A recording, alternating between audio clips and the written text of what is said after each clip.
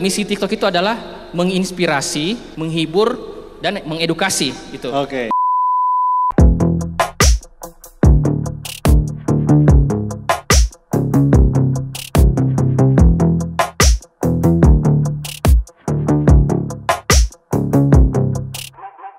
Oke, kayaknya ini kita perlu panggil satu lagi nih ya supaya komplit ilmunya ya. Betul sekali, kita akan panggil. Iya. Beliau adalah owner Frame Group Indonesia.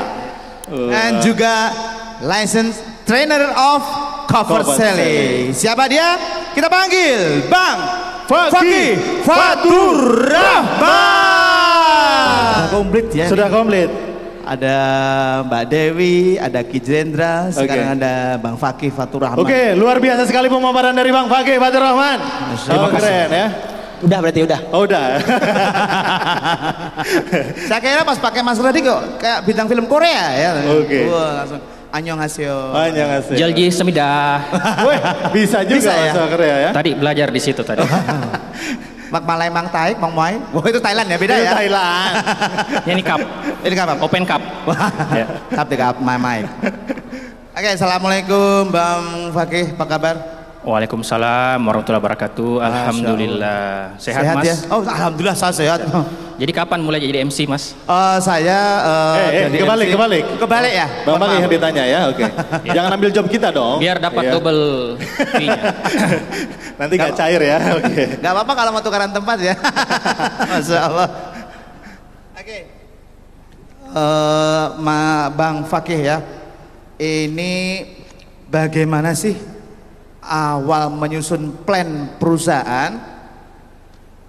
Gak pernah sekali masukin TikTok ini malahan ya, channel yang masukkan omset besar. Gimana sih menyusun plan awalnya ya? Oh, Main TikTok juga Bang Fakih berarti? kebetulan saudara kembar saya yang main TikTok. Oh, Jadi saya yang ini. Enggak bercanda, iya main TikTok. Jadi sebenarnya saya main TikTok itu jauh sebelum apa namanya? Bowo. Jadi Bowo ya, yang TikTok Bukan, belajar ya. Oh, Mas Bowo belajar dari? Jadi pada saat TikTok lagi disusun saya sudah main di situ. Enggak. Jadi 2009, jadi waktu ini kan Kopdarnas ini kan tahun 2020 awalnya. Ya. Ya, betul. 2019 itu saya sudah main TikTok tapi masih alay. Oh, masih alay, Pak? Iya. Joget-joget gitu enggak? Enggak ya? Enggak joget-joget, cuman dance. Gitu. Beda ya. Tapi privat buat saya pribadi. Terus sempat saya share beberapa challenge di grup CLTCS. Ya udah diketawain gitu. Wah lucu ini, analisis sebagainya. Terus nanti Daeng kalau ke Kopdar nanti di ini datang ya. Kita bikin ini gitu-gitulah waktu itu. Kadarullah pandemi nggak jadi. Oh iya, pandemi. Nah, dan akhirnya tahun 2020 itu pertama kali TikTok merubah ekosistemnya.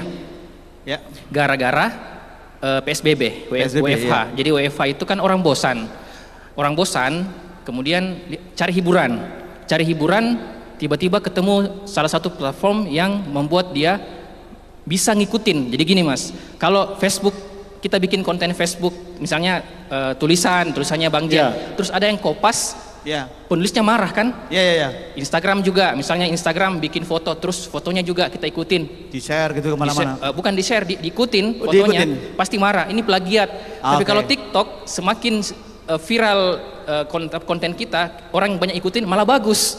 Itu Oke. hebatnya. Oke. Nah, bukan itu bukan itu intinya ya. Iya. Ini baru awalnya muter dulu ya. Jadi ini padahal main TikTok tidak masuk plan dalam membangun bisnis ya. Jadi waktu itu pas PSBB terjadi perubahan ekosistem. Dulu joget-joget, tiba-tiba TikTok ini kerjasama dengan Kementerian Kemendikbud ya waktu itu bikin hashtag namanya sama-sama belajar. Nah waktu sama-sama belajar ini banyak sekali kreator yang membuat konten-konten edukasi. Wah disitulah mulai berubah. Hampir jangkauannya itu hampir mungkin 200 ribuan hashtag gitu. Nah disitulah berubah. Yang awalnya kalau 2019 rata-rata joget-joget gitu. Pas 2020 kalau kita scroll-scroll, apalagi misalnya lagi cari ide bisnis, ketemu. Nah disitulah pertama kali saya iseng-iseng bikin tips bisnis, tunjuk-tunjuk begini kan nggak masuk kan biasa aja kan? Iya. Gini, terus ada kata-katanya teksnya gitu. Tiba-tiba 20 konten, 30 konten FYP. Langsung FYP. FYP ya. Luar biasa. Itu jangka waktunya 3 hari langsung 1000 Followers. Bukan 1000 followers. 1000 follower. Akhirnya minggu depannya FYP tembus 1 juta. Masya Allah, tembus 1 juta. Iya. Tepuk tangan dengan Bang Fakih. Ternyata seleb FYP TikTok ya. Iya. Nah, belum sampai di situ, Mas. Saya mau jelaskan sampai 3 jam ke depan ya, nggak apa-apa. Siap, siap. Oke, Ya. siap. kita. Jadi setelah itu saya bikin konten lagi tentang bisnis. Itu akhirnya dapat follower 10.000. Ya, 10.000 follower. Jadi pertama kali saya dapat, wah ternyata gini ya caranya biar dapat 10k gitu. Nah, pada saat dapat 10k saya bosan, gini-gini aja sih TikTok. Nah, disitulah yang saya bilang tadi, 2021 saya nggak masukin plan TikTok. Saya waktu itu kan 2021 saya bertekad akan bangun perusahaan profesional. Ya. Salah satu indikatornya adalah saya mau aktifkan LinkedIn. LinkedIn saya mau aktifkan nih karena nanti target market saya adalah profesional gitu. Ya. Ya udah, tapi TikTok saya waktu itu saya minta ke tim saya, tolong dong ambil video-video rekaman saya 2019 bawa materi itu di 15 detik di cut, dipotong, diedit, masukkan di TikTok. Ternyata FYP. Dan pas rapat akhir tahun kemarin di perusahaan, lapor tuh teman-teman, Pak, omset terbanyak perusahaan kita itu channelnya adalah 37% dari TikTok. Berapa persen? 37%. 37%. Tepuk tangan dong. Tepuk tangan. Iya. Ternyata penghasilannya dari TikTok luar biasa juga ya. Iya. Masya Allah. Makanya akhirnya tahun ini saya fokus salah satu channel andalan saya di TikTok gitu. Tahun ini channel Ya. andalannya Ya. di TikTok. TikTok. Apakah ini Bang Fakih? Ya, apakah kan TikTok ini kan banyakannya kontennya joget-joget dan lucu-lucu Ya. gitu. Apakah harus itu gitu untuk bikin konten supaya FYP? Nah makanya saya bilang tadi, justru kenapa kok saya nggak, dulu kan joget-joget. Iya. Tuh, sekarang malah bikin konten edukasi kok bisa FYP. Iya. Saya pelajari ternyata bukan konten joget-jogetnya yang bikin FYP, tapi kekuatan isi konten itu sendiri. Oke. Tapi di sini banyak yang salah paham mungkin ya, dikiranya FYP itu kalau misalnya harus Joget-joget. joget. Iya. Sebenarnya misinya pendiri TikTok itu begini, karena dia kasih tahu saya waktu lewat Oke. WA gitu ya. Bohong maksudnya ya, nggak percaya ya. Gitu. Dia bilang itu misi TikTok itu adalah menginspirasi dengan hiburan.